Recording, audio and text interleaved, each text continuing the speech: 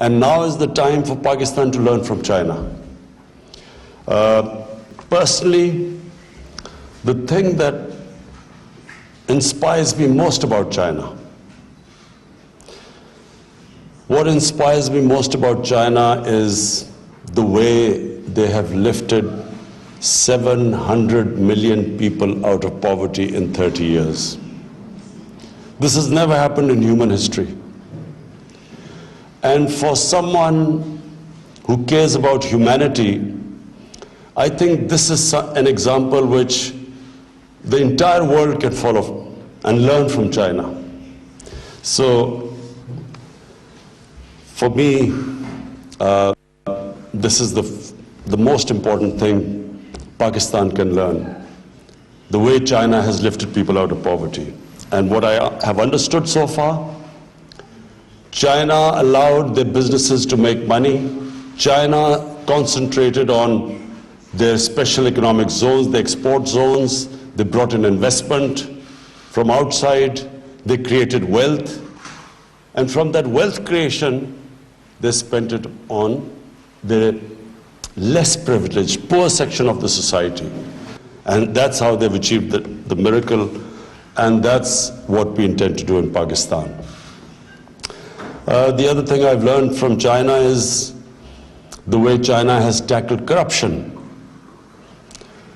President Xi Jinping's, one of his biggest crusade has been against corruption. And from what I hear, correct me if I'm wrong, that some 400 people, ministerial level people in the last 5 years have been convicted on corruption and put behind jail. And then, you know, I read in the papers, now I don't know whether it is true, that there was a Chinese mayor who, tons of gold was found in his room. And within 5 days he was convicted. So, why is this very important for not just Pakistan, but most of the developing world to learn from? Because the most important thing is, if you have corruption, it stops investment. Corruption is one of the biggest impediments in investment coming into your country. The reason, one of the main reasons why we have not been able to develop this great potential of Pakistan has been the fact that red tapeism, and red tapeism is also because of corruption. When you slow down, by slowing down procedures through red tape, it is a way of getting speed money, corruption money. And corruption, when firms have an opportunity of, they can invest anywhere in the world, they will always invest in economies that are cleaner, economies where there are less impediments in the way of investment. So I wish I could follow President Xi's example and put 500 corrupt people in Pakistan in jail. But unfortunately, we have a very cumbersome process, and so we hope in time we will improve it. But I do believe that this is something also, the way China has gone ahead, the way they have learned from their experiences. I went to the Chinese Communist Party, and they explained to me the process of meritocracy, how everything is analyzed, how there's a constant think tank thinking of how to improve themselves. So this is remarkable about the way China has gone ahead, and looks like it will leave all the countries behind within the next decade. Now Pakistan. Since my government has come into power, we have taken a conscious decision that we will make it easier and easier for investors to come into Pakistan, and we will want them to make profits in Pakistan. We will encourage profitability. We had a mindset where businesses, when they started making profit, there was some sort of an envy in our system, in our bureaucracy, amongst politicians, and they would somehow want to pull them down. This government is the first government since 1960s which is encouraging businesses now, which wants them to make profits in Pakistan, which wants them to get rich in Pakistan. And the Prime Minister's office is driving this, the opportunities for people to invest in our country. The ease of doing business is driven from the Prime Minister's office. Now we have just formed a CPEC authority because we were having problems in CPEC projects because they were under a lot of different ministries. Now we have decided that there will be one authority which will resolve all the problems of CPEC. And that authority will be in the Prime Minister's office so that it can, my office can make it easier for people investing in Pakistan, people from China investing in Pakistan. I'm pleased to say that we have done a few things which I will tell you. We have in Gwadar Port and phase 1 of Gwadar Free Zone that has been completed. And Gwadar Airport will soon be completed. Work has started on it. Gwadar, as you know, is the port. One of the whole idea of CPEC initially was to connect China to the Indian Ocean and to the Gwadar port. So we have also now Gwadar's Smart Port City Master Plan has been improved finally. It took us time. Concessions for Gwadar Port and Free Zone have been approved. Issues of tariff and pending payments on energy projects have been resolved. In the phase 2 of CPEC, our cooperation will focus on industrial cooperation, agriculture. Very important agriculture. Pakistan has one of the most fertile lands, but unfortunately one of the lowest productivities. And that's what we hope to learn from the Chinese experience of your high productivity, seed development, in water management, in fisheries especially. So that is the next emphasis. And why, just as my Commerce Minister said, why should people invest in Pakistan? So there are 5 reasons which I want to again repeat. Pakistan's strategic location. Pakistan is one of the most strategic located places in the world. Number 2, we have a population of 220 million people.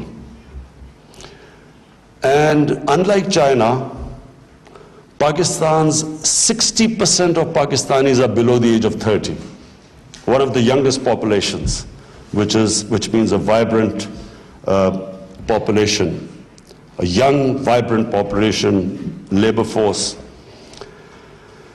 And then we have started this economic revival through reforms. You will be pleased to know, those who want to invest in Pakistan, that in the ease of doing business, Pakistan has made the biggest strides. We have gone up the greatest number in the whole of South Asia. And overall in the world, we are number 8 in a country that has made the greatest advances in ease of doing business.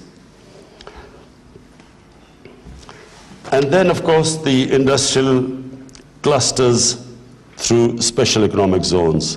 We are working on them. Some have moved ahead, others are a little bit slow, but we are now especially concentrating on our special economic zones. And where do we want Chinese investment? We would love them. We would want Chinese investors to come. I met this morning very powerful Chinese investors, some already there and some who want to expand their investment. So I've met them. And I must say, I was very happy this morning with the quality of investors we have. So we will facilitate them. But the sectors we want Chinese investment is number 1, textile, because Pakistan is one of the biggest producers of cotton. Manufacturing, IT and financial services. We would like your people to come and help us there. Physical and technological logistics, food processing and agriculture, tourism and hospitality. Pakistan is one of the most untapped tourist potential places in the world. We have, out of the 12 or 13 highest peaks, over 24,000 in the world, 6 are in Pakistan. Pakistan's northern areas are twice the size of Switzerland, and it has diversity, different types of mountains. It has desert, it has plains, it has 1,000 kilometers of sea coast. So it is very diverse, a country which is not untapped for tourism so far. Secondly, Pakistan is one of the most, for religious tourism, it is one of the most sought after place. For Buddhism, it was one of the centers of Buddhism. Taxila was one of the centers of Buddhism. Then for Sikhism, then for Hinduism, and then even for Christians, it has the highest number of churches in a non-Muslim, in a non-Christian city. Plus, Pakistan is one of the, well, I can't say this here because China is one of the oldest civilizations in the world, but compared to the other countries in the world, Pakistan is one of the oldest countries with a 5,000 years old Indus Valley civilization. Housing, we are just starting on one of the most ambitious plans of housing in Pakistan. We have decided to build 5 million houses in 5 years. Pakistan has a huge shortage of houses. We have at least a demand of 10 million houses right now. So there's a big shortage. So we are trying to build in the next 5 years 5 million houses, and affordable houses for people who cannot buy expensive houses. So we would appreciate, we would invite Chinese investment there. And then oil and gas. In oil and gas, we have huge areas which we haven't had, because of policies that discouraged drilling. We haven't had much interest in there, because now we have initiatives for companies to come and drill in oil and gas. And then, of course, one of the biggest copper and gold reserves. We have big coal reserves in Pakistan, in Thar. So we already have Chinese companies in both, in gold as well as in coal. Security situation in Pakistan has improved. There was a time when people were scared to come to Pakistan because of our security situation. Thanks to our intelligence agencies, our security forces, Pakistan is now one of the safest places, and so that no longer is the issue. But we have specially created security forces to protect our Chinese workers there. So for Chinese, we have actually created a special force so that, to provide them extra security. Our visa regime. We have liberalized our visa regime. For Chinese nationals, they can actually come and get visa at the airport. This was not the case before. We had a very difficult visa regime. So that has been eased up, and it is also for 70 other countries we have allowed them to come and get visas at the airport. All the major cities of Pakistan are connected with air routes now. This is now exactly where China was in 1978. This is where Pakistan is now. It's a great time to come and invest in the country. Our labor cost, as my Minister of Commerce said, our labor cost is only about 20%. 20% of what is the labor cost in China. So there is a comparative advantage now. We have, of course, developing the free trade agreement with China now to the next phase. We are developing that further. And Pakistan, of course, because of its location, it gives Chinese companies coming into Pakistan to re-export from Pakistan. It's much easier, bearing in mind the trade restrictions right now on Chinese goods. So, finally, this is a great opportunity. I have specially come here, I came here today to talk to the Chinese investors. This is the time to come to our country. And from me, as the Prime Minister, I can assure you that the Prime Minister's office will be dealing with all the major investors in our country.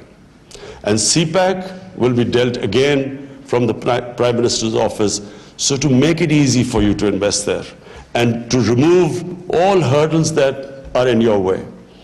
It's an exciting time in Pakistan because as we open up our country for business, it is a great opportunity for people to come and invest.